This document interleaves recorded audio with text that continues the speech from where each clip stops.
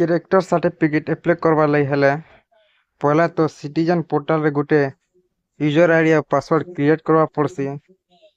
Citizen portal रे केनता करे user ID और पासवर्ड टा क्रिएट करमा निजर मोबाइल माध्यम रे से विषय रे जानमा सेतेले हमर चैनल के नवा देखु बोले सब्सक्राइब करो, वीडियो के लाइक शेयर करवाटा नहीं भूलबो। जिते भी गवर्नमेंट स्टेट गवर्नमेंट रो जॉब टा पकावाले चाहू छ गुटे कैरेक्टर सर्टिफिकेट जेंटा क्वेश्चन पुलिस वेरिफिकेशन सर्टिफिकेट लागसी से सर्टिफिकेट टा अप्लाई करवा लई हेले सिटीजन पोर्टल रे पहला रजिस्ट्रेशन करवा पड़सी। रजिस्ट्रेशन टा केनता करमा निजर मोबाइल से विषय जानमा पहला तो गूगल सर्च करी पकाबो जेंटा सिटीजन पोर्टल op.gov.in सर्च कला परे ई पेज के आसी जीवो।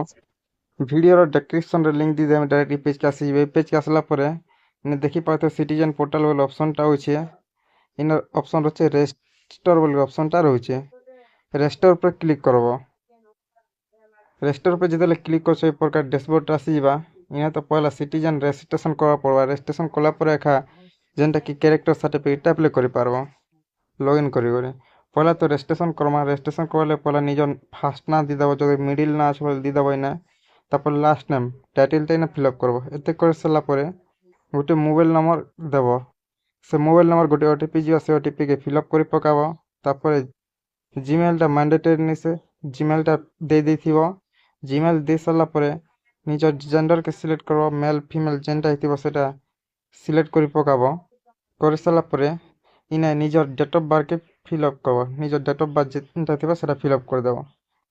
इना देखि पातो निजर डेट ऑफ बर्थ के सिलेक्ट कर देबो। Date of birth fill up कर सला परे लॉगिन आईडी टा गुटे निजर हिसाबे क्रिएट करी पकाबो।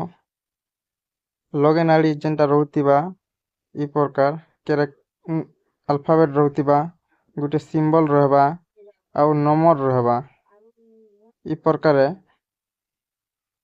क्रिएट करी पकाबो जेंटा कि यूजर आईडी गुटे निजर हिसाबे जेंटा भल लागबा।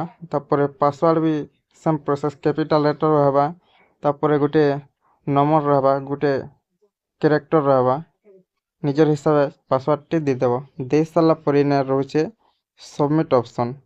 सबमिट ऊपर क्लिक करबो। जेते बेले सबमिट ऊपर क्लिक करछो जेन लॉगिन आईडी और पासवर्ड टा देथिबो सेटा एखा सेने लॉगिन रहबा।